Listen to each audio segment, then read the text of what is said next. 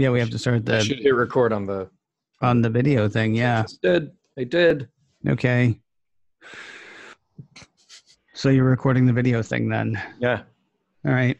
You're very festive. Hey, everybody. Yeah, well, it's like I actually did Chuck's show like this a while back. Chuck, for people who don't know, is a businessy business guy. If you see him, there's a chance he'll be wearing a tie. Usually, though, button-down shirt, slacks, very business. And I was on his show one time, and he does video, which I kind of forget.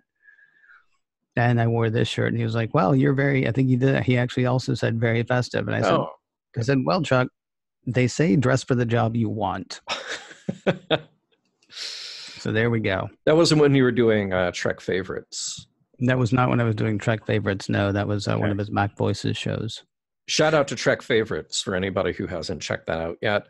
Yeah. Look for it, Trek Favorites. I believe he owns all the ways you can possibly get Trek Favorites. Probably and, so. Video and audio, kind of short, maybe like 20-minute shows, something like that. Closer to 35 or 40, I think. Oh, okay. Maybe he just had you on longer than he did me. No, you were at least 30. I know that because I remember thinking, good, I got at least 6 more minutes than John. Okay. Good. Well, it flew by for me. That's what I'm saying. It was a scintillating conversation, and he has a guest, and you talk about a favorite episode of Star Trek. Maybe not the favorite of all time, but a favorite. Pick a favorite. Talk about it. Tell us why. And it was cool. Yeah, it was pretty neat. I've actually listened to a couple that weren't ours, and that's still good. I don't really care what they say as much. Was it anybody that you know who was a guest on those others? Kelly Guimont, who does the Mac Observer podcast, The Daily Observation, and does App Camp for Girls, I think, and has done some other stuff. I can't remember what else, but yeah. She used to work for the unofficial Apple weblog back in the day, which I did as well, which is how I met her. Oh, cool. Yeah. Kelly G. I can't tell you how I have Kelly G entered in my contacts list. Well, I can. I mean, I know this is uncensored, but it's Kelly effing, though spelled out G, because apparently I'm in her contacts as John effing Champion. Oh, interesting. Yeah. Okay. Yeah. Great. Yeah. There you go. She's also friends with what is her name? It's driving me nuts now. She's the one who sent us the Ray's used parts, Ray's salvage, right around the time that The Force Awakens came out. Maybe she only sent it to me. Yeah, I didn't get something Sith on Twitter. She's actually used to be a code person. She's a neuro. She listens to Mission Log as well. And if she's watching right now, I know your name. I can see your face. You got that hair going. Glasses sometimes, not glasses other times. Come on, really? I think the last name might be Smith, but she made it Sith for Twitter. Oh, anyway, cool. She's friends with her too. This is ridiculous. She's probably got other friends that we don't even know about. Probably so. Why am I talking about this? I want to show something off real quick because this week I was looking. I know it's uncensored, but come on, dude. Right? This week I was looking for Jim Martin concept art for the medical stuff that we have in the episode, and I couldn't find it. I went through everything, couldn't find it. But what I did find, and I should have remembered this, is that I've got 2 sketches that he did for last week's episodes. Past tense parts 1 and 2, some 2024, as he describes here, 21st century desktop multimedia console, and you've got a giant phone handset and a TV. I like the curvature in the little screen on there. There's a place there for a beta tape. Yeah, big old buttons, like a big old play button and a pen. Well, you got that part right. You got a stylus connected to it. Yeah, that's cool. Like on your iPad Pro. And just big old like speakers in the back. I mean, that's a serious piece of machinery. And he's got this one. I'm going to scan these and put them up on the website. The CompNet. I love that, the interface. Also a big ass phone. Yeah. And maybe is that like a little wood grain detail? Right? I like that a lot. Yeah. So I like that right there, a little wood grain. And I love CompNet. It's like, Jim, we need something that contains the words computer and network. Go. But make it sexy. Yeah. What have you got? So how about CompNet? Would that do it? By the way, I think that wood grain indicates that the premier ones of those units of those were made by Magnavox. Yeah, right. Yeah, Magnavox still just knocking it out of the park in the year 2024. Yeah, your best CompNet terminals do come from Magnavox. So that's fantastic. That is cool. I'm sorry that I don't have the brain scanner or the brain operator to show off for this week's show. But hey, maybe that'll turn up the next week and then I'll just post those later. That'll be great. You know? Yeah. Hey, remember 2 weeks ago we did this thing? Yeah, here's a picture. Yeah. That's cool. So you want to get recording? Sure. Okay. I don't know. Do you? Oh, yeah, nothing else. I had no more fun things. All right. I'll just go ahead and apologize now if you hear banging in the background. It's actually because they're roofing the house across the street. They don't ask. They don't. No. They don't say, "Hey, is anybody going to be recording in the neighborhood?" Just This should be a thing, though. The gigantic truck is gone. I think they should only do that from when people aren't working, like from 11 p.m. to 6 a.m. would be the time. I'd be fully in support of that because I'll be awake. Yeah. All right. Yeah. Hey, a headline that I just saw, Spider-Man will no longer be a part of the MCU. I don't even want to think about it. Is this a bad thing? I think it's a bad thing. Okay. I mean, here's the thing. So Fox just, of course, Disney just picked up all the Fox stuff. So they're going to try to work in X-Men at some point. They're going to try to work in Fantastic Four at some point. Sure. Spider-Man, the Sam Raimi Spider-Man was great. The second one is actually considered by many people one of the best superhero movies out there. And I think I might actually agree because it had just enough of everything to make it really good. And the third one was terrible. And then they did the Andrew Garfield ones, which I remember being excited about the Andrew Garfield. The first one, when it came out, I think I even own it. That's how excited I was about it. But it really doesn't have much in the way of rewatchability. And I never bothered to see the second one because it looked terrible to me just from the trailers. And so now, having woven him beautifully into the MCU, they're just, they're arguing about money. And Disney's not wrong. Look, Disney killed the Fantastic Four comic book series. 1963 is when the Fantastic Four comic book series started. And when they bought all the stuff that they bought with Marvel, but did not have the rights to those movies.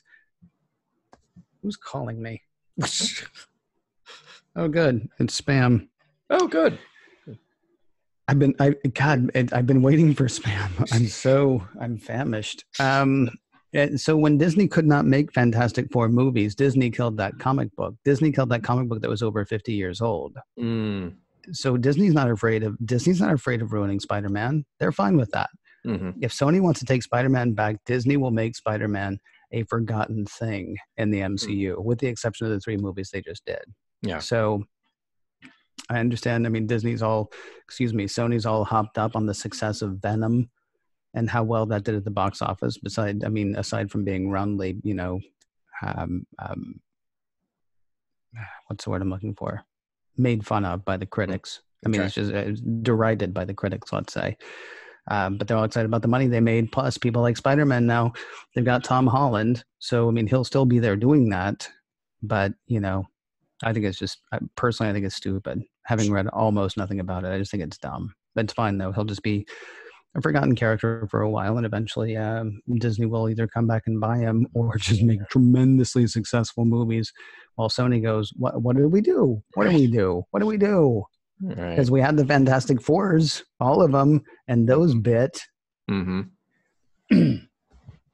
We've squandered Spider-Man twice now, but the third time, whatever. So I'm just excited that Sony finally has, both the movie Star Trek and the TV Star Trek again, because that's gonna. Yeah, that'll. What? Wait. That was my Letterman. I'm excited they got those because that. You want to do a show? Yeah, let's do it. All right. I'm gonna hit record. Man alive, people heard a lot from me about stuff they did not tune in to hear about. Sorry. Nope. That's all right. That's Brittany, by the way. Brittany Sith, I believe, is her name. Oh, okay. I think it's Brittany. Hey, Brittany. Hey, Brittany. If it is in fact Brittany. You ready? Yep. This episode of Mission Log is sponsored by Mint Mobile. Cut your wireless bill to as little as $15 a month at mintmobile.com/missionlog. Welcome into Mission Log, a Roddenberry Star Trek podcast. I'm John Champion. And I'm Ken Ray. Each week on Mission Log, we watch an episode of Star Trek, examining it for ideas and ideals, and seeing whether the whole thing holds up today. This week, Life Support, the one where the Bajorans make peace with the Cardassians, and Kai Wynn makes peace with Vedic Bareil right before Vedic Bareil dies. Spoiler! I've got trivia coming up in a bit, but first, I'm going to let you know how to get in touch with us. Mission Log Pod is the address to find us on Facebook, Skype, and Twitter.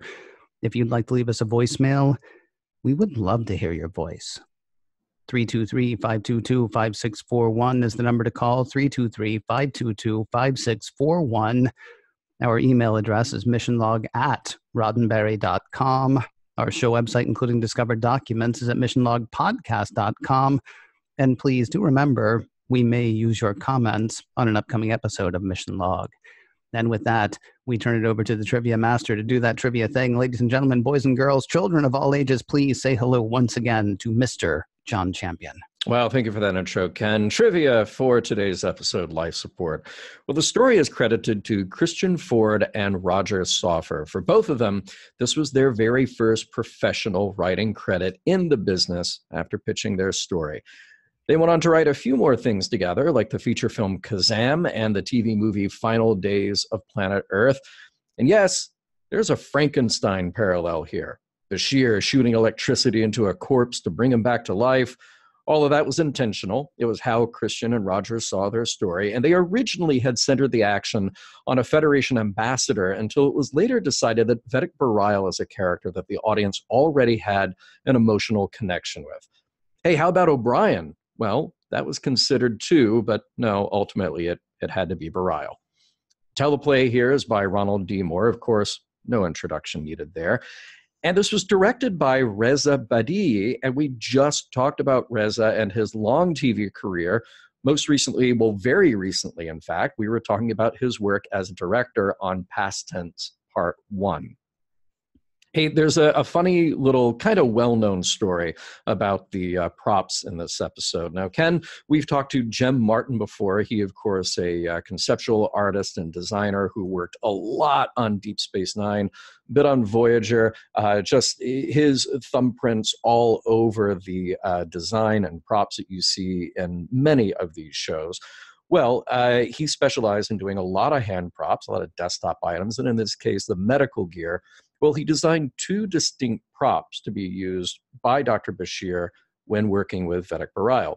Well, one was a brain scanner, which does, as you would think, it scans. It just sees what's there, right? Then you have the brain operator, a much more complex device that's there to take samples, to work on Vedic Bareil's noggin, to do all that stuff, get in deep, right? Well, somehow those props got flipped when they actually did film the episode. So we have the brain operator used at first as a scanner, the scanner used later as the brain operator. Just a mess. And Jem Martin was the only one who noticed. He sees the dailies. Oh, hey, you got that wrong. But it was too late. They'd already shot all that stuff. So, it's much better this way, I think. You think? I do, because the brain operator, I mean, it was borderline gross when he's going in there with that really sharp thing into his head, right? Oh, yeah. And I thought that's kind of invasive for the Star Trek universe. No wonder he's kind of worried about taking parts of his brain out. I'm gonna accidentally snuff that spark because I'm just digging around in there with stuff, right? It was around, yeah. It was more gross that way, and also a bit more. I mean, I was just glad it didn't come back with like bits of scalp on it. I was kind of waiting for that. Yeah, it was very clean even after that. Hey, let's talk about guest stars instead of Bareil's head debris. So we have Jake and Nog having dates in this episode. Leanne is played by Lark Voorhees, and I know what you're thinking. She looks just like Lisa from Saved by the Bell, and you would be right, because that is Lark Voorhees who played Lisa on Saved by the Bell. Also, we get Leanne's friend, Riska, played by Eva Loseth. She was on, wait a minute, She was on Saved by the Bell as a guest star in a two-parter. This was, in fact, her first professional credit as an actor. These days, you can find her back home in Chicago working in real estate. Now, we should mention here that Nurse Jabra, who works in the infirmary, she's played by Anne Gillespie, who we saw on TNG as an ensign in Pen Pals, and we've seen her a couple of times already on DS9. We'll see her one more time, and it's interesting to note that during and after her time on Trek, she had a recurring role on Beverly Hills 90210 and later 90210. She has since gone on to become an Episcopal priest. We have a new Cardassian in the house. We have Leggett Terrell, played by Andrew Prine. We've seen Andrew once before when we discussed the TNG episode Frame of Mind, in which he was the administrator keeping Riker captive. We discussed his enormous career then, just a couple of highlights: that he was one of the visitors in the V miniseries. He was in The Miracle Worker with Anne Bancroft and Patty Duke, and he was even in an episode of Kolchak, The Night Stalker. But front and center in this episode, of course, are two returning guest stars. We see a great deal of both Louise Fletcher as Kai Wynn and Philip Anglim as Vedic Bareil. Of course, we'll be seeing Kai Wynn again. And while we might be saying goodbye to Vedic Bareil, hey, it's Star Trek. You never know. Boom. Stopping there. Boom. Mm-hmm. I think you should. Yep. What is this one called? Life support. Yeah. Life support. Hey, it sounds like somebody's doing roofing in your alley. I know, right? Well, it's the garbage truck that comes by 8 or 10 every hour on the hour, right? So much garbage here. What the heck's going on over there? You got to hear that. No, I mean, I hear it here. I don't hear what's happening there. Seriously? Yeah. Yeah, it's going to be all over my recording. Nice. Yeah, really stoked. Mm-hmm. Whatever. It's life, you know? Yeah. If somebody wants to build us an actual studio where we can actually go and be soundproof and record, I will happily show up for that. Otherwise, you know, it's life. You can put that on Patreon, by the way. That's one of our goals. There you go. For $1,000 a month, we will make another show, and for $10,000 a month, we'll build a studio. So that'd be fine. By the way, if you want to do that, yeah, sure. Yeah, 10,000 is not. It's a decent amount. I'll grant you. Mm-hmm. But, somebody somewhere is good for it. Somebody somewhere is good for it. Yeah. Ooh. We should actually look in. Well, no, we shouldn't do that. We shouldn't even mention that right here. I'll tell you about it later, though. Remind me later to tell you about the thing I didn't tell you about. I'll give you some kind of code word, a bar graph. Okay. Is that the code word? Bar graph? That's the code word. It will right. Also, it'll serve as a tickler. It will remind me. Mm-hmm. Won't tickle me. Unless I pay it extra. There's another truck. Hey, cool. There he goes. Yeah, well, they just started roofing another house on the... What?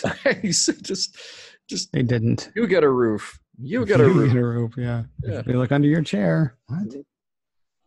How the hell did that happen? Are you ready? Yeah. All right, I'm going to start recording them. All right. I hit record. Here we go. I'm going to move this to a better position. There we go. Prologue. On the promenade, Jake Sisko is approached by Leanne, a young woman he kind of sort of knows who used to be dating someone else but isn't anymore. That's an invitation she offers up, and he accepts, but he's got a game of Domjot scheduled with Nog, which he can definitely change. Just then, a damaged Bajoran ship arrives at DS9. Kai Wynn is on board, and many of the passengers are badly injured, though it seems none quite as badly as Vedic. Just then, a damaged Bajoran ship arrives at DS9. Kai Wynn is on board, and many of the passengers are badly injured, though it seems none quite as badly as Vedic Bareil. Act 1.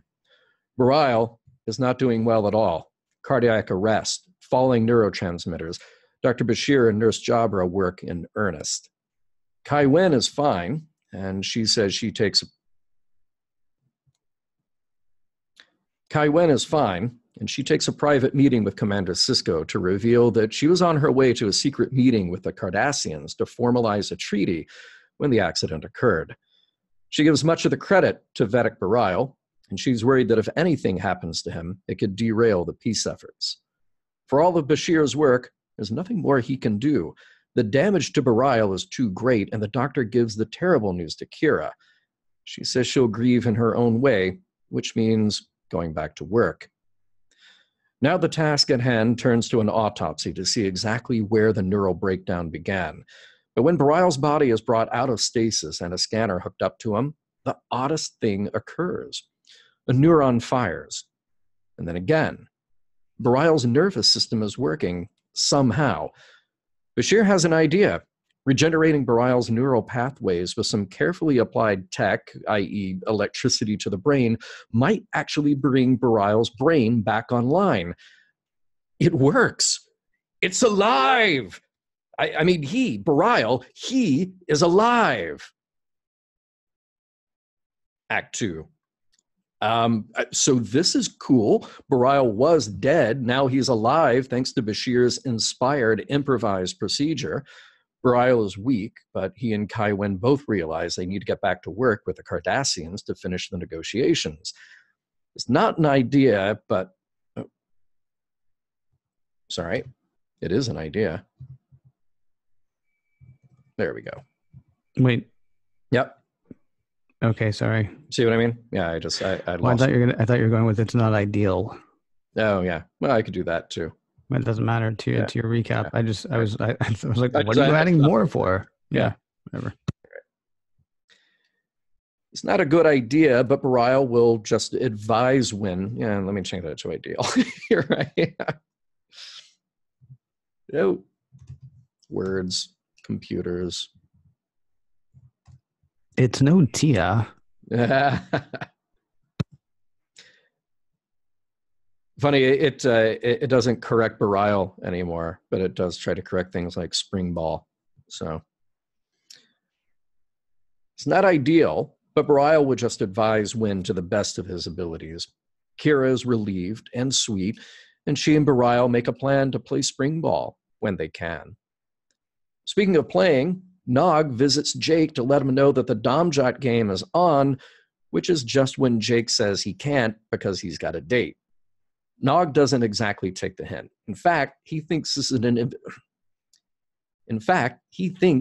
an invitation for a double date, which then means Jake will have to provide someone for his friend. Nog's in great spirits about the whole thing now. He just doesn't want Jake to do anything that would embarrass him. Checking in on the infirmary, Wen is asking Bareil about treaty minutiae, like getting their orbs back from the Cardassians. He's helping out with his own brand of measured wisdom, but he's still weak, and Bashir comes in with some not-so-great news. That procedure that he did, flooding the Vedek's nervous system with neurogenic radiation, seems there are some side effects, like vasoconstrictions that will lead to multiple organ failures. There is an alternative. Bashir could put Bareil back into stasis until he can figure out what to do. Bareil's not having it, though. These talks are too important for Bajor, and he needs to be here, alive, and not stored. And he needs to be here, alive, and not stored away until the doctor can figure out what to do. There is another alternative, one Bashir was hesitant to bring up. An experimental drug, Vasicin, could improve blood flow to his organs, but there is a high risk of side effects. Chief among those side effects would be death, given Bareil's unique condition. Fine then. It's a risk he'll have to take since he's... Fine then. It's a risk he'll take since he's driven by the prophets to finish the negotiations above all else. Act 3. Legate Tyrell has arrived, and he and Kai Wen settle in to talk treaty details, things like Bajoran prisoners. What Bajoran prisoners? What are you talking about? Is it me? It's her, right? The more details come up, like Cardassian property on Bajor, Kai Wen is out of her element. She tells Sisko she needs Vedek Bareil since he already has a rapport with Tyrell and knows much more about these negotiations than she does. The reality is, though, that Bareil may not be around much longer. Hey, it's date night at Quark's bar. There's Jake and Leanne, along with Nog and Riska. It's the usual kind of first date small talk, travel and mutual interest, calling the female dumb and demanding she cut up the food. To be very clear, that's Nog's style, not Jake's. None of this goes over well with Riska or Leanne, who both have had it. None of this goes over well with Riska or Leanne, who both have had enough and leave. Jake is furious with Nog, and Nog can't believe that Jake would treat a female like an equal. No more dates, no more domjot. Looks like this friendship is over. Back in the infirmary, Bareil is walking Kai Wen through some more strategy. She doesn't need to negotiate about Cardassian property on Bajor. That was already settled long ago. But he's getting weaker. Wen needs to leave, under threat of being kicked out by security, so he can recuperate. Oh, let me fix that. But Bareil's getting weaker. Wen needs to leave. May I make a suggestion? Yeah. Bashir says Wen needs to leave. Yeah, there we go. That makes that more clear. Oh.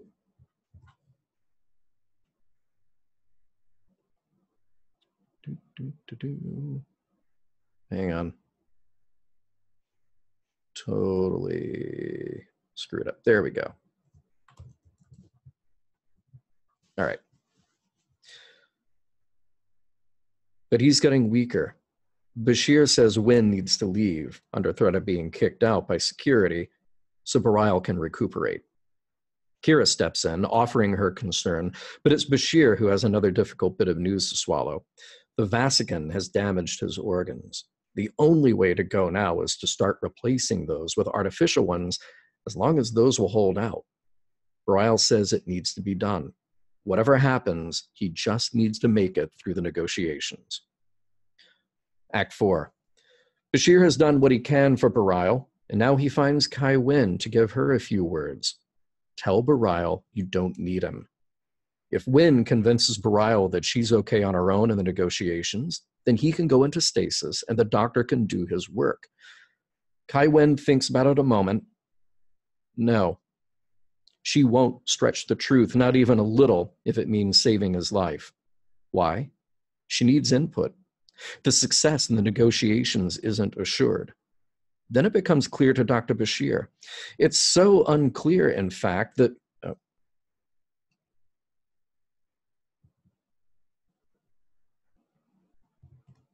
Fix that.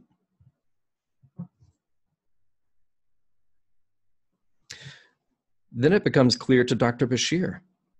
It's very clear that Wen needs Bareil as someone to take the blame if she fails.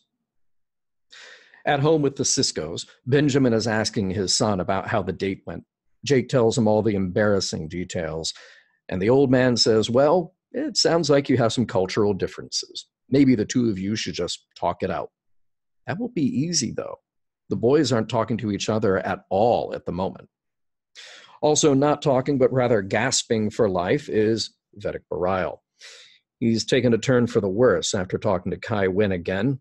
This time it was Bareil's decision, though. He's the one who called in Wen, but it was too much.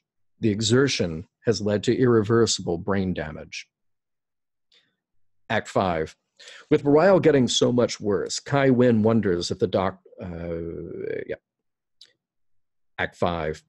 With Bareil getting so much worse, Kai Wen wonders if the doctor can replace some of his brain with artificial parts to just keep him going long enough.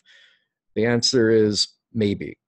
But there's something she's overlooking, that the ineffable spark of life that makes Bareil who he is may no longer be there, even if he's successful. Bashir can only replace so much before Bareil is no longer Bareil. The other alternative is simply to do nothing, and he'll die. And what would Bareil want? Well, he did say he wanted the negotiations to continue. Kira chimes in. He wouldn't want to be in stasis. Let him finish what he started. So after some time, Bareil is awake again after a pause. So after some time, Bareil is awake again after a positronic brain implant. He's a little more Chief and a little less McMurphy now. He's aware, he can talk at least, but he's not himself. He says when Kira touches his hand, it doesn't seem real, more like the distant memory of a touch. He gets to work with Kai Wynn, though, ready to talk about the negotiations. Hey, remember the whole shenanigans with Jake and Nog? Let's take a quick detour just to wrap that up, shall we? Jake has a clever idea, convince Odo to throw him and Nog and the Clink together on some fake charges just so they'll have to talk things out. It doesn't take long for Nog to figure out this is a ruse, which leads to what's really on each other's minds. Here's what it comes down to. As a human and as a Ferengi, they each have traditions and habits that disgust each other. They don't want to lose their friendship, but double dating is off the table. Glad we got that resolved. Ready to celebrate? The peace treaty has been signed. All is good. Everyone should be happy, except Dr. Bashir is not. He's beaten down by what has happened with Bareil. Yet here's everyone celebrating. Even Quark is in on the action, presenting Kai Wynn with a namesake chocolate souffle. That will all have to wait. A call comes from the infirmary that Bashir is needed. Vedic Bareil is at the end now, unresponsive. The rest of his brain is failing, and Bashir can't see adding more artificial parts to keep him alive. Kai Wynn says she'll make sure Bajor never forgets him. Kira is desperate, asking Bashir to help Bareil, but the doctor says it's time to let him go. He'll be gone in 3 hours or so. And Kira decides to stay with him until he's gone, telling him about the day she fell in love with him. The end. I gotta say, I really appreciate Odo's lack of drama in this episode. How so?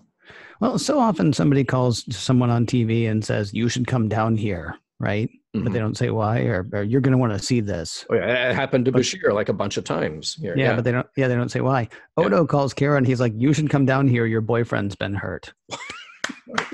Well done, sir. Well done. Thank you very much. I appreciate, because she knows exactly what she's going into, right? Yeah. She knows what she's going in for. She knows why she's been called. Mad props to Odo for being like, listen, this is bad. I'm going to tell you exactly how bad. Please come down here. Wow, that's so true. Yeah. I honestly, really, literally appreciated that every time I watch this episode. Yeah. Like, good for you, Odo. Tell her exactly what she's walking into. Yeah. Because she might have come down there going, boop, ba-doop, ba-doo, doo-doo. She might have stopped for Arachnogino on the way. She could have. People love those on Deep Space Nine. Taking it slow because it's hot. Yeah. Good to hear the Klingon place is still open, by the way. I really look forward to seeing the singing Klingon again. Oh, I can't wait. Someday. Hey, if you were to talk to Jake about the whole dating scene, I just wonder, like, I feel like there's a lot of advice that he could be given, some good advice, some bad advice. Curious to hear the more he talks about this with his father and his friends. But I'm just thinking, like, right at the beginning, if I were to talk to Jake, I would say, Jake, here's that initial conversation. Here's how that goes. Attractive woman comes up to you and asks, do you have plans tomorrow night? You say, nope. Nope. And then you make plans with her. And then you call Nog and say, hey, too bad I have to cancel tomorrow. Why? None of your business. But I'm canceling. So we'll reschedule. Damjot will be there. Boom. Done. I'm with you. That's absolutely you're 100% correct on that. Good. Just wanted to make sure. I honestly, forgive me for being so slow on the uptake there. I was just thinking about the time. No, whatever. What? Was there a time? There was a lovely young woman who said, what time do you get off work? And rather than saying 10:30, I said, why? Oh, yeah. Boom, boom, ba-doom. Wow. We've all had that moment. Yeah, we have. Yeah. And I wish that, had I been Jake's age, or when I was Jake's age, somebody would just say, like, here's what happens, the attractive young woman comes up to you and says, are you free? Or do you have plans? Or when do you get off work? Or whatever. Are you a god? Yes, you say yes. So yes, exactly. That's pretty much what you're aiming for here, I think. Yeah. I do want to talk about kind of the dating scene on DS9 for just a second. These little sparks of romance that happen every now and then. Leanne and Orak stopped seeing each other like a few weeks ago. But remember, there's only like 300 people on board. And I'm thinking a small percentage of those who are in the same age range. A, I hope it was not a bad breakup. And B, I'm just glad there's a ton of empty space on the station.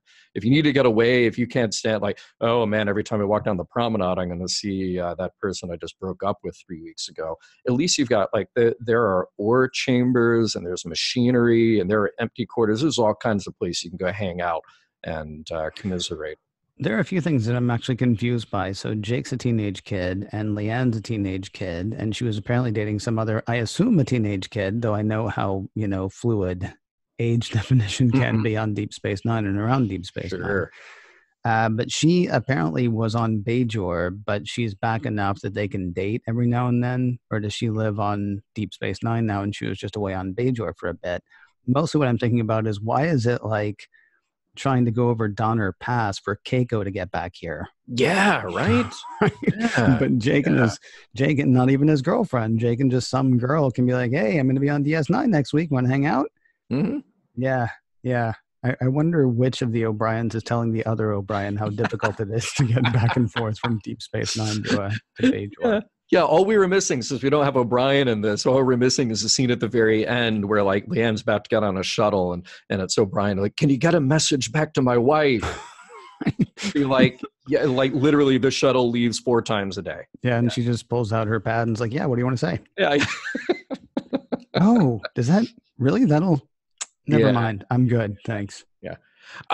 I loved watching this episode kind of over and over, because I was really just sort of charmed and entertained by the Dr. Frankenstein moment that Bashir is having. Because at first, like the very first time I watched it, I didn't really pay that much attention to the drama of the moment. But on every subsequent rewatch, I was like, oh, they're doing the thing here. They're absolutely doing the thing. Yeah. The thing that I kept getting caught on actually is, like, he's like, increase the voltage to 60 millivolts, and the nurse does it. He's like 65, and the nurse does it. He says 70 millivolts, and she says, but that'll hurt his brain, his dead brain.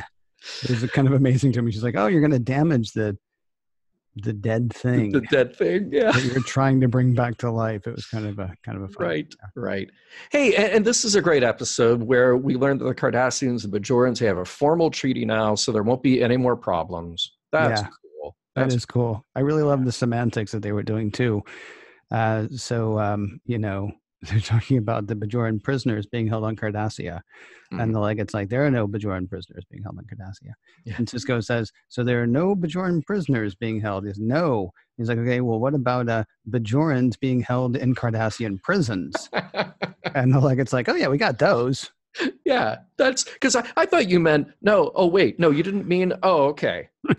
Well, now we have that Bajorans in prison. We don't have Bajoran prisoners. We just, have a few that we're keeping as prisoners.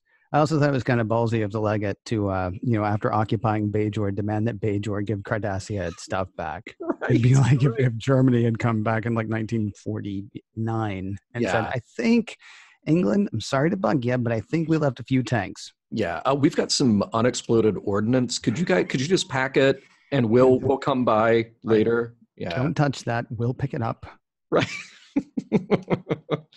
Oh man, and Kai Wen, wow, really coming to her own. I'm glad, again, there won't be any more problems with her, because she got what she wanted and she's successful, and she really seems to have warmed up to Bareil. Yeah, this might be a point of discussion later. Okay, good. I don't know if it will be or not, honestly, but I was having this debate with a friend of mine, and I'm like, I don't know how to make her out in this episode. So yeah, let's swing back around to her, shall we? Yeah. Though I do like her style, just to Bashir. Like, hey, can you just whip up an artificial brain for Bareil? I'm a Kai. You can do this for me. Yeah. Did you ever see the movie Soap Dish? No. I remember that it was a thing, but no. Yeah. See, so I was working for movie theaters at the time. I saw the trailer a million times. Never actually saw the movie, but I saw the trailer a million times. And one of my favorite parts was, because the premise is they're writing for a soap opera, and it's a soap opera that takes place around the hospital. And they show this very handsome doctor saying, these heart, lung, liver, kidney replacements are almost routine. and it's kind of like that. It's like, you give him a brain, right? And then Kira later is like, give him two. Well, hold on. Because the first one's really just helping the second one after a while. It's just, you got a Binar in there. I did wonder why they didn't just beam Bareil off the station and beam him back on. Because transporters fix everything. He'd probably come back 10 years younger, too. He might, although he wouldn't remember anything about anybody. But, at least he'd be alive. Exactly. Yeah, we haven't used. I guess it's really since the cartoon we haven't really used the transporter as a heal all in quite a while. That's too bad. Well, in Next Gen we had that a couple of times. Yeah. Okay. Yeah. Dr. Pulaski, Oh, that's right. We did do that with Pulaski. So it's been a long time though. But yes. Yeah. See, they could have done that. I'm just saying. You're welcome. Right. Hey, we have a shout out to the Tholians here. That was exciting. Now, at this point on Star Trek, we only saw kind of the face, like the helmet, the kind of weird thing of a Tholian in the Tholian web, and that was it. It's not actually until Enterprise you get to see the whole body of a Tholian too. I love Nog's defense in this. He's like, I don't even know what a Tholian looks like. Right. I wanted Odo to be like, I'm not saying you broke in because he was Tholian. I'm saying you broke into a Tholian's thing. It wasn't like, it's not about, I don't think it's a hate crime. I think you were stealing stuff, except I don't really. This is just a little joke we pull on Deep Space Nine. Right. Yeah. Kira answers for Bareil. She says that he wouldn't want to be in stasis waiting for a solution that may never come. I'd say that sounds pretty good, actually, because you think back to the neutral zone, and you had people who are frozen and then thawed out, and apparently like those are the only three. If you look at 20th century technology, those are the only three who made it. Most of the others thawed out accidentally some other time, but those three, they're okay. I believe you're forgetting about Khan and his henchmen. Oh yeah, well some of those didn't make it either. Well, some of them didn't make it, but some of them did. They did all right. Khan came back. He got to run a whole planet. Yeah, he did okay. It turned out to be kind of a crap planet. Yes. That was SETI Alpha 5. Yes, that's the one I'm talking about. Yeah. But at stasis, with this new technology, so like nothing decomposes, nothing. He's just hanging out. Sounds okay. Hey, and it wouldn't be mission log if I didn't mention some of the food that they're having. Now, on the date, I couldn't really tell what was on the plate, but obviously it was something that Nog needed cut up for him and or pre-chewed for him. But in the Cisco quarters, that was quite a meal. It looks like they were having some salads and some really big rolls, maybe like some roast chicken or something, some kind of side dish. There was a lot going on there. It all looked pretty good. And at the reception, they were drinking Windex. So I don't know if you noticed that. Big old glasses of Windex. I think that's your out. Yeah. You don't want to mention? No, we can do it later if you want to. Okay. Yeah, that was just awful. The contractual obligations. Release him from that contract. Because, I know, right? Boy, I don't know. So let me ask you a question while we're saving stuff and moving on. Anyway. Yeah. Like when you say it's contractual, is it that the studio wants to make sure that they get every ounce of everybody that they can, or is it the actor saying, listen, 3 weeks and people forget who I am. I want to make sure I've got at least 2 minutes in every episode. Yeah, it's on the actor end. It's not on the studio end. And the actor's contract, it would say, like, okay, we're doing 26 episodes this season. You are guaranteed to be in at least 22 of those, or whatever the case may be. Or if you're a series lead, you're guaranteed to be in 25 of those. Now, there are all kinds of little things they can do where, like, if an actor is going to go away to make a movie or something like that. But the minimum number of episodes is a thing. So they would have to work at least one day. Sometimes they'll have more. They have to work at least 2 days on a minimum of 20 episodes or whatever. And is this about keeping yourself on screen, or is this just about making those qualos? It's a little bit of both, because it's usually the agent who will say that. It's like, okay, you have my character, you have my actor who's playing a character that's not a lead, but they are a regular. So we need to. I'm an agent. I got no character. Yeah. Nice. Sorry. So yeah, but it's usually the agent saying like, okay, here's my actor. You signed a deal, but we're not going to let this turn into a thing where you say that they're a regular, but they only appear in half the episodes for 10 seconds. Right. Because here's how I'm thinking they could solve this. Yeah. You know how, and again, I'm trying to solve a problem that's 30 years in the past now, or 25 years in the past. Yeah, good call. But you know how you go like to that Guy Fieri place, you'll see pictures of Guy Fieri. You won't see Guy Fieri. You might occasionally see a Guy Fieri impersonator. Oh, yeah. Or you go to Gordon Ramsay, go to Hell's Kitchen or whatever, and there's like his, big angry face, like in video on the thing outside. Yeah. That's how you get Armin. Just like you do an animated like Quark or even a holographic Quark. Like, come on in. The Dabo table's lit, or whatever. Lit. I don't know. That sounds like a thing. The kids say lit. Yeah. I'm working on new creations all the time. Maybe I'll name one after you. And it's just like repeatedly, just over and over again, just playing in the background. You remember the episode where he said that Odo wouldn't let him use station monitors to do to advertise. Yeah. Now they should have opened that up, and that should be a thing that he gets. Well, he could buy his own damn monitor too, couldn't he? Yeah, right. Just put it right outside the door to Quark's there. Yeah. I just realized we're not recording. I mean, we're recording, but we're not recording. I'm thinking. Oh no, all the Patreon people. This is gold. Oh, I know. Yeah, this is Latinum.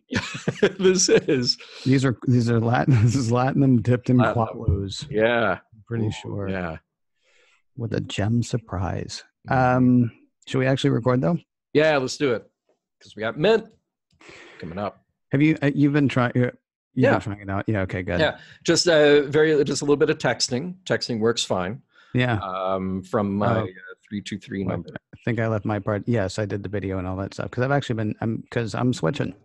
You're actually going to switch. What I need to do is I've got a bunch of voicemails that I have saved for literally the past 12 years on my same AT&T account. And so I need to go through, listen to them, maybe record them. But I'll be switching because seriously, do you know what that is, dude? Do you know what that is? The amount that I will be saving is seriously, no joke, a Disney pass.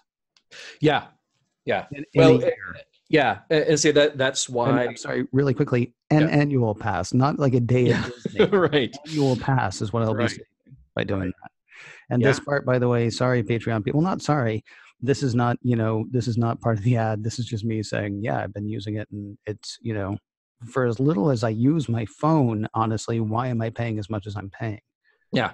Especially if I can port my number and all that stuff. And this is legit for all you Patreon people who might be wondering.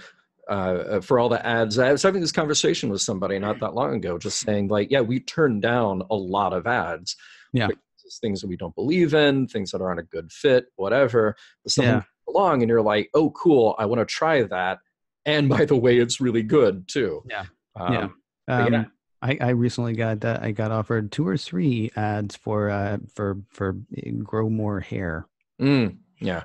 And I thought about it and decided, no, I'm shaving my head for a reason. I just don't want to do that. I don't want to have that. And even had another friend of mine who's advertising the same product who's like, seriously, my hair is growing back. And I'm like, well, good for you.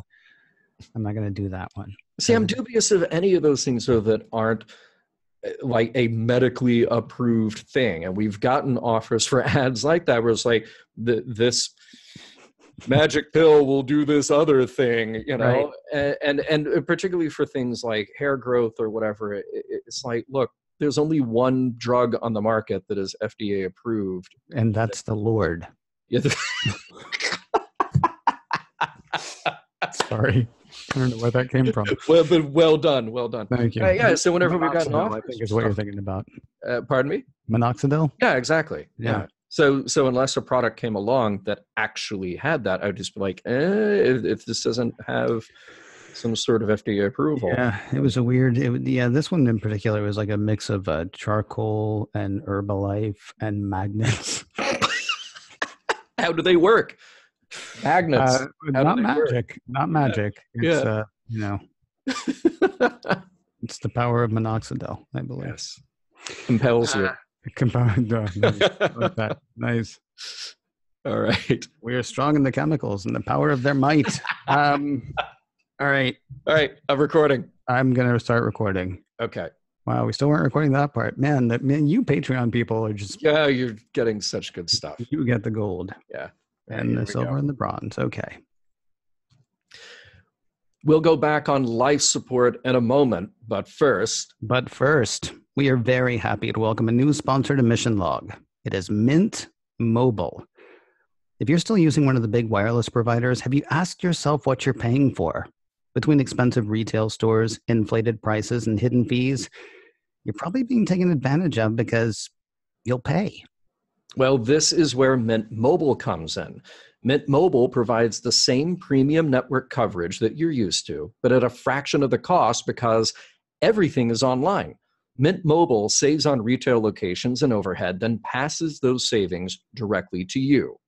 Now, we've each been trying it out over the past few weeks, and for me, it's been impressive. Surfing the web, streaming music, and yes, streaming video all works the way you'd expect for a lot less money per month. So Mint Mobile makes it easy to cut your wireless bill to as little as $15 a month. Every plan comes with unlimited nationwide talk and text, and with Mint Mobile, you're paying for the amount of data that you need. Choose between plans with 3, 8, or 12 gigabytes of 4G LTE data. Keep your phone... 4G LTE. What did I say? 4G LTE. Oh, did I? Oh, funny. Okay. Yeah. And with Mint Mobile, you're paying for the amount of data that you need. Choose between plans with 3, 8, or 12 gigabytes of 4G LTE data. Keep your phone, keep your number, and keep more of your money. To get your new wireless plan starting at $15 a month and get the plan shipped to your door for free, go to mintmobile.com/missionlog. That's MINT. mintmobile.com/missionlog. Cut your wireless bill to $15 a month at mintmobile.com/missionlog. And a big thanks to Mint Mobile for sponsoring this week's show. So I know there's an A plot and a B plot in this episode. Boy, are there. Yeah, I kind of feel like the more important stuff happens in the B plot. I could be wrong. I don't know, but it's sort of that's sort of my thinking. So if you're cool, I'm gonna go down that road. I think that's fine. I mean, here's the thing. I get why. I think I'm anxious to hear what you have to say. I think the B plot is important, particularly for what we do. The 3 M's, the morals, meanings, messages, the very Star Trek story in there. I think the A plot is a great dramatic story, a great character story that kind of deepens the character. And I'm not using this in a pejorative way, but the kind of soap opera feel of DS9. Right. I think they're both powerful in their own right, but I'm glad that you set this up the way that you did, because this is stuff that I want to talk about. Okay. So I don't know what to make of Sisko's talk with Jake about Nog. And I will say, on the one hand, I am glad that Sisko, has come around to the idea that people of different backgrounds can be friends, right? Mm-hmm. I mean, Jake throws Sisko's words, or Jake throws Ben's words back in his face. Ferengi and humans are too different. They can't be friends, right? Yeah. And so I like the fact that that Ben has sort of come around on that idea. On the other hand, Nog's ideas about women are truly terrible. And so for Sisko to say, it sounds like he's just being a Ferengi, I'm not sure where I land on that. I don't want him to tell Jake to not be friends with him because he's different. I will tell you, I was reminded of a friend in high school who was like really racist, like decidedly racist. He was a racist dude. Mm-hmm. And he was like, I was like friends with him before I knew that, because he was also smart. He didn't just walk around, being stupid and saying things that were really reprehensible, loudly. And anytime stuff like that would come up, I'd call him on it. I would tell him he was wrong, or I would tell him I thought he was wrong, right? Mm-hmm. Didn't take. We lost touch, and then touch base again like 20 years later on Facebook, and he still had the same ignorant attitudes 20-something years later about race.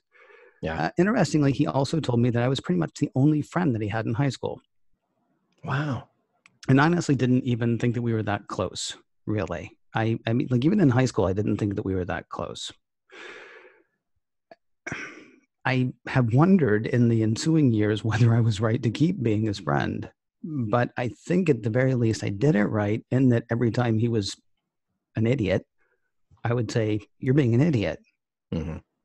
So now I want to come back to Cisco, Jake, and Nog. Is Cisco right to say, well, it just sounds like he's being him? Yeah. By the way, I'm surprised that you didn't quote "They Might Be Giants" there. Well, I thought about it honestly every time I think about that song. So the one that John is talking about is, I assume, "Your Racist Friend." Yeah, this is where the party ends. Yeah, I can't stand here listening to you and your racist friend. I know politics bore you, but I feel like a hypocrite talking to you and your racist friend. Yeah. And the thing is, I mean, every time I hear that song, I do wonder about that. I mean, this dude, like I say, we knew each other for a while before he was like, well, Yeah. I'm like, no, and neither do you. Right. I mean, differences in philosophy, I get, right? Differences in religion, I get. But you just say, tell you what, we're not going to talk about the fact that you're horribly racist, or we're not going to talk about the fact that you're horribly sexist, or we're not going to talk about the fact that you're horribly classist. I mean, it sounds to me like Cisco's advice is, look, some people are bigots, so just, let them be. You guys just don't talk about this and you can still be friends. Yeah. I mean, this guy from high school and I talked about it and we're still friends, I guess. I mean, to my way of thinking, that was always a sticking point in I won't even go so far as to call it a relationship. To find out years later that he would say that I was like, I'm the person he remembers from high school. And our conversations were always, I mean, at least when it came to that, I mean, we would talk about our weekends, and then if anything came up, I'd be like, dude. I mean, so I don't know. I'm a little confused by their by the advice and by the path it looks like Jake and Nog plan to take, which is we just won't talk about the fact that I am sexist. Yeah. Well, I mean, I think that's really difficult about this episode, and it's not necessarily a real bonk like here's how you do it, folks. Here's how you navigate these difficult differences you might have with people who are not like you. Mm-hmm. I thought about a few things when trying to parse what happens here. One thing that I thought about is the conversations that we've had with David Kyle Johnson. We've done that on Mission Log Live, and I encourage people who have not stepped over from Mission Log to Mission Log Live to go check that out. Kyle is a philosophy professor, and we had this conversation about the limits of IDIC. If you take this idea of infinite diversity and infinite combination, is there a logical limit to that?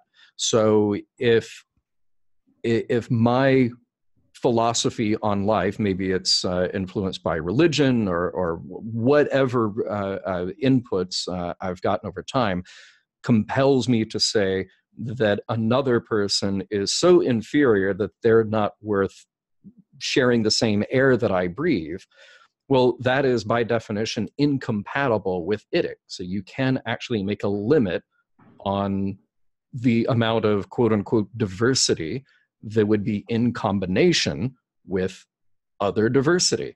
And it was a very long conversation, and I kind of got it on this just sort of philosophical, almost scientific level, just saying here's how we make at least some distinction. So we're not just saying that everything is equal under the sun, even this philosophy that says that somebody else needs to die, to go the furthest extreme of it. But then there's another component to this that is a personal and emotional experience to something. And, I can't think of an example in my life exactly like yours, but I certainly, having grown up in the South, I know people who are racist or have expressed some racist ideas. I think about, currently, I know people who are at different ends of the political spectrum, people who are religious believers in a way that I am not, people who hold views that I certainly do not. But I didn't come to those friends or get to know those friends because of those similarities or differences in points of view or religious philosophy or scientific belief. Those are all things that kind of get revealed later. And at a certain point you go, okay, well, are we friends because we're friends, because we have all these other things in common? And do I decide that either, well, I can't just talk about these issues with you because it will just always hit an impasse, or do I hope that maybe just by exposure that we're actually doing each other some benefit by, by at least being that presence, by embodying that presence of some different idea, some different point of view in your life. Because so Ken, you would have this opportunity with your high school friend to just go, wow, well, he was racist then. Apparently he's pretty racist now. I don't need to accept the friend request on social media. I don't need to stay in touch with this guy. But you did. And you're not necessarily going to be able to change somebody's mind overnight, but you hope at the very least that maybe you're the guy who, on your end of the political spectrum, this guy, if he is at opposite ends for whatever reason, wherever he may fall, he can at least look at you and go, oh, but this is actually a human being, even though I disagree with him. And you can look at him and go, this is a human being, this is a friend, even though I disagree with him. There are a couple of things that, and I hate to play so hard with semantics. I think there's a difference between different ends of political spectrums and different ends on human rights. And I know we think of human rights a lot of times as being a political thing. I don't think racism is political. I think racism is racism. I don't think sexism is political. I think sexism is sexism. And I know we used to have somebody, I don't know if she still listens or not, but we used to have somebody come up and argue with us every year. Argue with me. So she wouldn't argue with me. She would talk to you about what she disagreed with about me. Yes. But I mean, she thought that we were different politically, and she also thought I was wrong on sexism, because those are two different things. Yeah. Obviously, with this guy that I knew, and Facebook is, I mean, you nailed it. We know each other on Facebook now. And I've practically been off Facebook for a year. I technically still have an account, but I'm almost not there anymore. Yeah. I go on twice a week, and one of those I've cut down considerably, let me tell you. The thing that worries me is Ben's idea here seems to be, you guys just don't talk about it, and it'll be fine. And you can say, well, maybe Nog being around Jake will be good. Maybe it will be a positive influence. And I have a feeling, based on stuff that we know about what's going to happen going forward, that is going to be the case. It seems to me in real life, there is sort of a risk that osmosis could work either way. Yeah. Like maybe being around me, you're no longer racist, even though we're not talking about it. You're just seeing me, and that's great. Or maybe being around you, and we're not talking about it, I'm suddenly, starting to be lax in some of the things that I thought before. I'm just a tiny bit concerned by Cisco saying, look, the friendship is more important than what you believe. Yeah. Well, and I wonder if you can get to a point where you're going to have a reasoned adult, slightly dispassionate conversation about that, where if you're a guy like Jake, who I think realistically anybody watching the show hopefully identifies with Jake in this situation, not with Nog, can say, look, you're my friend. We have these things in common that we like to do together. There is no way I can look at a woman that I date the way that you look at somebody that you date. There is no way that I can treat somebody who is important to me as anything less than equal. And if you can't handle that, then I can't have you in that part of my life. I feel too, like the conversation we had with David Kyle Johnson did bring up cultural relativism as well, which I know I am not prepared to talk about from an academic point of view. So, because I would imagine there are people who are going to say, well, but what about his culture? And I will say back to you, yeah, what about that? So I would encourage people, again, as you did a moment ago, to seek out the conversation that we had with David Kyle Johnson on Mission Log Live. which I guess now we've committed to keeping online forever. I guess so. Well, listen, I wonder if we could also take this back to a place, and maybe this is another invitation to Kyle or another moral philosopher to come on the air with us.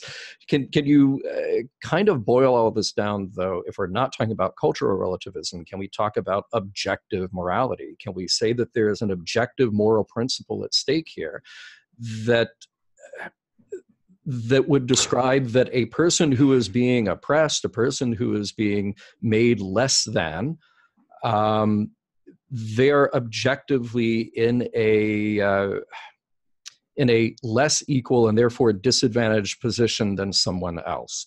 You know, this is sort of the argument you can make. Take a big one, take slavery, and you go, okay, regardless of the culture, there's an objective moral principle at stake here. So. The question you asked is, can we say that? And I would say the answer is, well, we can say that. Yeah. I mean, you and I, because, we reach. But then there may well be people listening here saying, okay, yeah, but some people, and, that to me, that's the ball game. But, to them, that's just another inning of the game. So we should probably actually get on to the A plot as well. Right. Well, and there's good stuff in the A plot, Yeah, sure.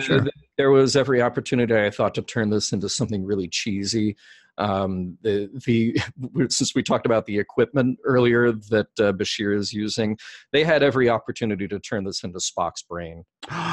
Don't you ever say anything bad about Spock's brain. I mean, except for the fact that it was a cheesy crap. Well, sure. There were cheesy moments in it. And look, you could go down a path of really picking apart the science and the legitimacy of quote unquote replacing parts of the brain. Not really a valid process if you want to have any part of the real person remaining. But, I tried to pick apart what are the points that they're trying to make and what are the emotional beats that they're really trying to hit. Is this truly a story about end of life and how we may cling appropriately or inappropriately, because it's an interesting debate to have? What does that person want unless they explicitly stated it? And even if they explicitly stated it, do conditions change what our expectation or maybe our demands are when we're faced with a scientific reality here? It's a very tragically relatable story for anyone who has seen a loved one in decline, and you start to ask yourself if that person is really there anymore. I've had a few relatives who, as they got older and suffered from dementia, you rack this in your brain over and over and over again, trying to figure out if they really are them anymore. And there's not a way to really come to a reasonable conclusion on it. And then, is it humane to keep them going, or better to let them slip into oblivion? Everyone's making decisions about what he would want, about what Bareil would want. But from the moment that the accident happens, and from the moment that we start replacing parts of Bareil, how able is Bareil to make his own decisions about what he wants? Well, I mean, certainly in this episode, the brain was the last part to go, right? So, I mean, they were asking him all along the way, to the point that he's the one who put himself in the ground. Yeah. Sorry to be so callous about it, but when the doctor is saying, listen, I need you to be cool for 3 hours, and Bareil gives it like 15 minutes. Yeah. Before he calls Kai Wen back in. I mean, I get what you're saying. I do. Yeah. We have the sort of impossibility of science fiction here, where he's on it the whole time. I mean, he's still firing on all, well, not all cylinders. The thinking part's firing on all cylinders. The rest of it, not so much. Yeah. I do want to say, I'm not surprised when Kira decided at first to go back and work and tell Bashir that she needed to deal with this in her own way. But I was pleasantly surprised at how emotional her reaction was at the end of the story. I thought that was played very nicely, and probably jumping ahead to the next section here, just in terms of the recap, the wrap up on what we felt about it. But I thought this was a nice, realistic way to handle how people who are emotionally connected to a situation might react. And we got both extremes out of her, which was suitable to the character and suitable to the story. I guess, you know, if we were to pick apart the science here, I think the idea of the artificial brain and the spark of life, had this been a different kind of episode, maybe would have made me a little more cringy than it did. Just as soon as you go in and start messing around with a brain, you are fundamentally changing. If you replace any part of a brain, you are fundamentally changing who that person is. But I feel like a lot of that stuff I could let go, because this is really about the emotional story here, is about the emotional journey. And hey, let's talk about Kai Wynn a little bit. You want to? Yeah, because you mentioned her in the last segment. And, you know, she's so manipulative no matter what. And I, you know, of course, she's going to find an out no matter how things go. If she succeeds, she's a hero. Mm-hmm. If she does not succeed, well, we're either going to pin it on the dead guy or the almost dead guy, depending on what Bareilles' situation is as we get through galloping toward the end of the story here. Do you feel like is there any way that Kai Wynn was actually on the up and up in this episode? I think that they set it up in a way to sort of toy with our perception of that. You know, at the very beginning, when she's sitting in the office with Sisko, and he's saying, "Boy, you've really warmed up to him," and she says, "I don't know that I would have been as forgiving." That's the part. That's the part to me that makes me think that she might actually be. I mean, there's no question she's writing him hard in this episode, but he's also writing himself hard. She should have, I think, done what Bashir asked her to do. In fact, I had written, gosh, I wish she had done this. And then when Bashir went to her and said, I wish you do this, I like crossed that part off, because I'm like, okay, good. I'm glad somebody thought of that. Right. Don't have to bring that up. Right. I did find myself wondering, though, because it's absolutely right for Bashir to accuse her of wanting to use him as a scapegoat, because that is absolutely what she's been like to this point.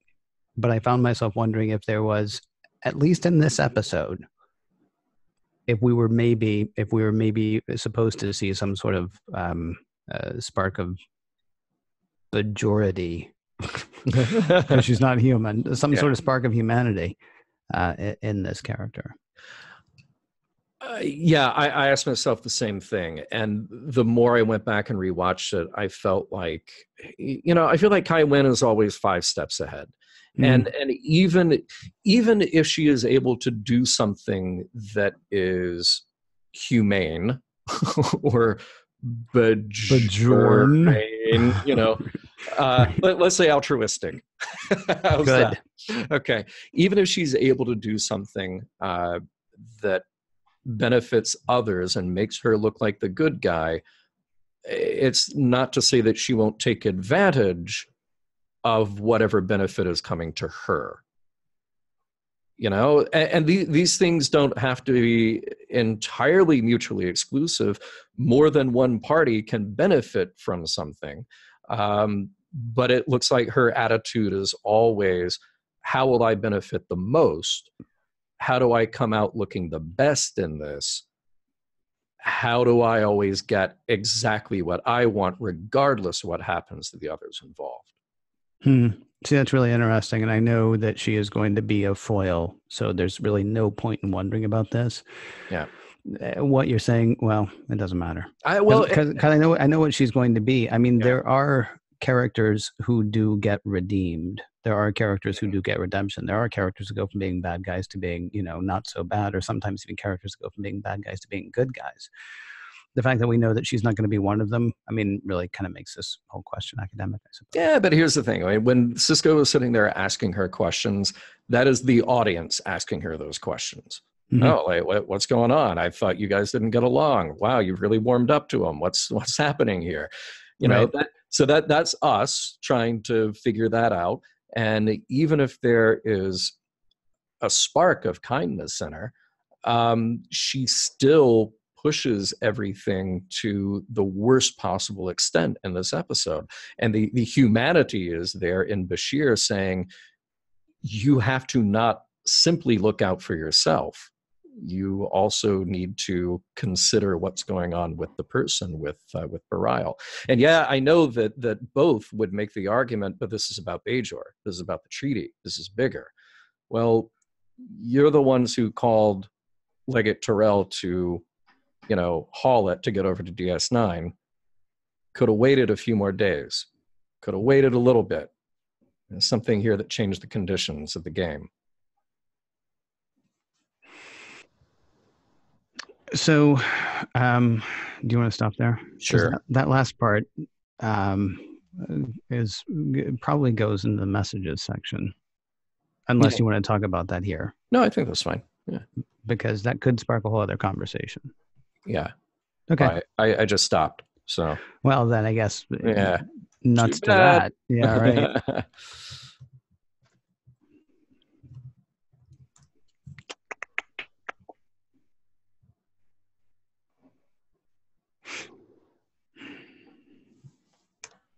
I don't know why we talk about any of these episodes. Because I've already decided I hate it. Oh, yeah. I don't know if you heard. Yeah. Well, that's the word on the internet, Ken. Man, I was losing my mind last night. I believe everything I hear on the internet. Yeah, well, it must be true. Yeah. Don't worry about what somebody actually says. Mm-hmm. I've decided. I'm going to move this bad boy down here. There we go. Look at that bad boy. Moved. You want to do it? Let's do the thing. Like we did last summer and the summer before and the summer before that. And a few more summers. Right. You ready? I'm recording. Yep. I'm also recording. Here we go. Sweet. Okay. Well, it's a part of the episode where we sort of weigh the whole episode, try to figure out the ideas, ideals, any messages, any morals, any meanings they might have been trying to impart, or meanings they might have accidentally imparted when they wrote a given episode. The episode that we are given this week is life support, and I put the question to you, John. Life support. Does this episode hold up, as far as you're concerned? It does. In spite of itself. So even the people working on the show realize that the A and the B plot didn't go together.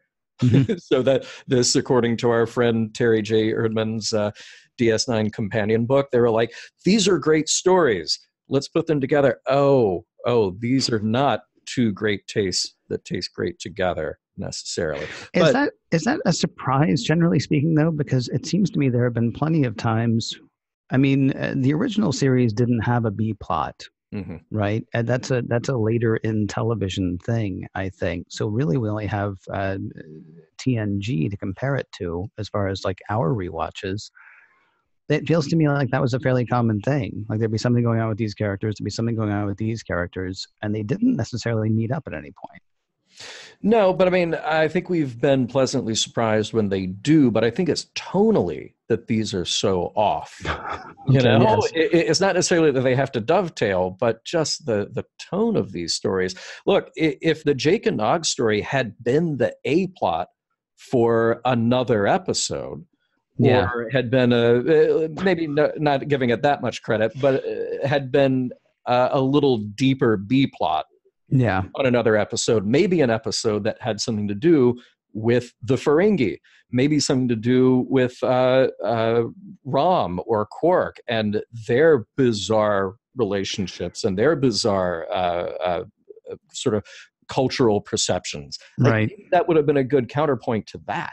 Yeah, maybe a relationship episode between Kira and Bareil that doesn't involve one of them dying. Yeah, that kind of puts a damper on the whole thing. Okay, okay, I see what you're saying. Okay, thank you. But here's the thing, but both plots are strong, and they're strong for the reasons that I said before, because we have maybe not a great conclusion that we get to from the B plot, but it's an interesting idea. It's an interesting sort of mental exercise to see how we could actually deal with something like this. And then you have the A plot, which is just a really solid character piece with a great emotional punch. Again, I'll hand it to Nana Visitor for the earlier part of the show where she's sort of denying, trying to process it, going back to work.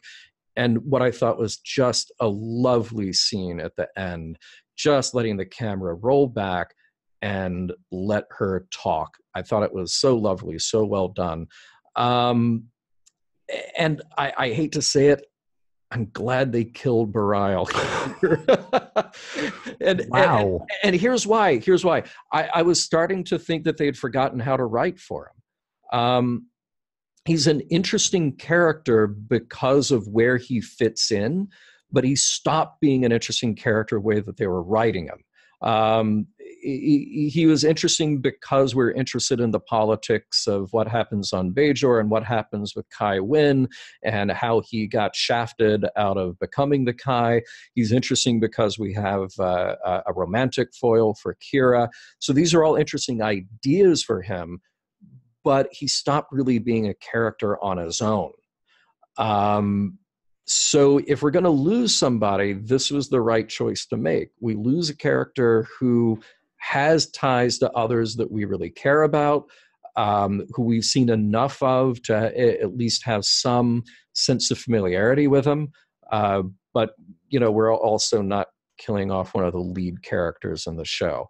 So I thought everything that they did here, the choices they made, served all the other characters and served Bareil well too. We got to let go of him in a way that has meaning and impact. So overall, yeah, just a really well done episode, despite the A and the B plot not necessarily belonging together. And how about you, Ken? Yeah, it's fine. I mean, it gives you a lot to think about. It gives you a lot to chew on. I do like the ambiguity about. See, had I been watching this, when it was first aired, I think I would have been excited by the idea that maybe Kai Wynn had turned a corner. It's kind of like I was talking about earlier with the osmosis between the possibility of osmosis between Jake and Nog, right? Maybe being around Bareil actually rubbed off a bit on Kai Wynn. Would have been my thinking at the time. Was the kind of thing that I was wishing for as we were watching it in preparation for this episode. So that's fine. I mean, yeah, it does get a little silly. I mean, it literally is silly when Kira's like, well, can't you just replace the other half of his brain too? But, I at the same time, I get that. I mean, that is desperation of losing the person that you care about most in all the worlds, right? Yeah. You want to make whatever kind of bargain you can make, whether that be with a deity or whether that be with technology. I mean, yes, keep going. She actually says that to Bashir. You can keep going, and, Bashir did not point out he wanted to stop, in the prologue because the guy's dead, and he wanted him to have some dignity about the whole thing. As far as the B plot with Jake and Nog, I don't like where that landed, but it's fine. I mean, as B plots go, it's okay. At least it gave us a lot to talk about. That's kind of interesting.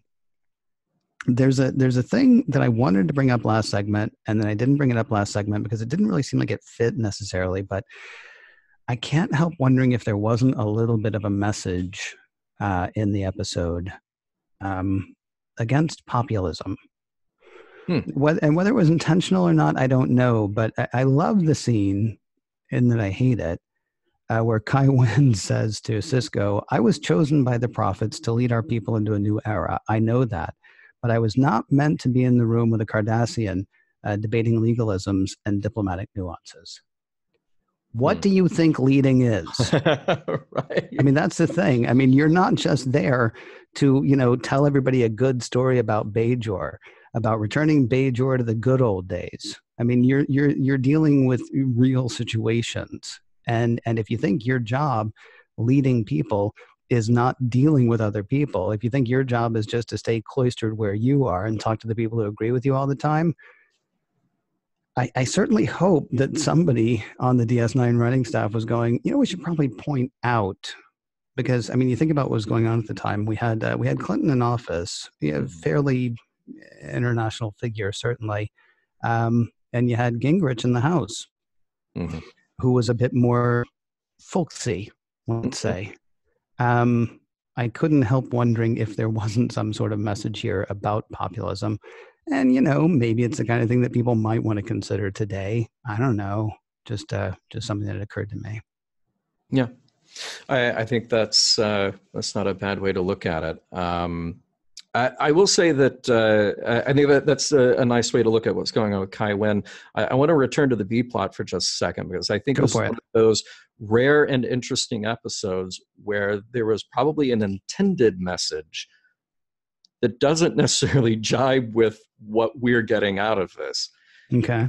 I think the intended message here is you can put aside your differences. You can see the other person as a person who's your friend and get along with them. And that's more important than the cultural things or traditional things that separate you. Mm-hmm. I think that's a great positive Star Trek message. That's a great positive message that we should hear more of in any kind of media. However, there's sort of the unintended dark side of that happens here, which is like, well, the morally reprehensible things that your friend does, we're going to give those a pass, because that's just the way that he is. That's just where he comes from, as opposed to maybe finding some other message in there that says, you know what, you can still stand up for the values that are important to you, like inclusion and equality and not treating women like dirt. These are still things that you can consider to be important and still maybe lead by example. And maybe that's a little more positive message to take away from this, if they had gotten to that in the episode.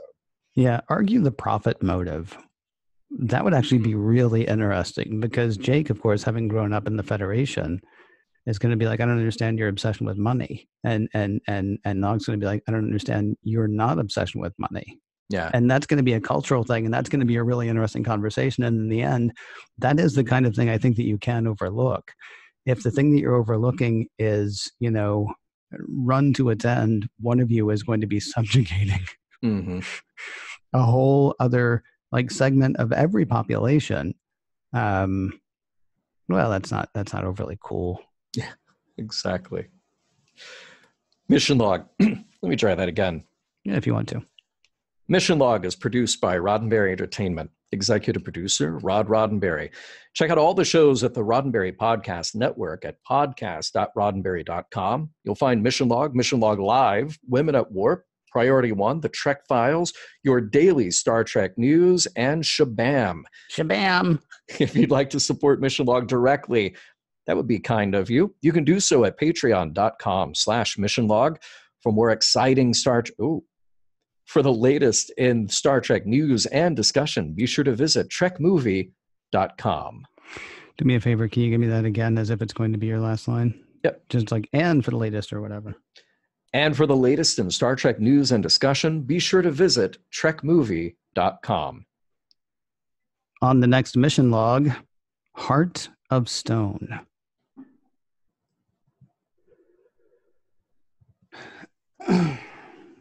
Stopping my recording. Oh, yeah. Pum, pum, pum, pum, pum, pum, pum, pum.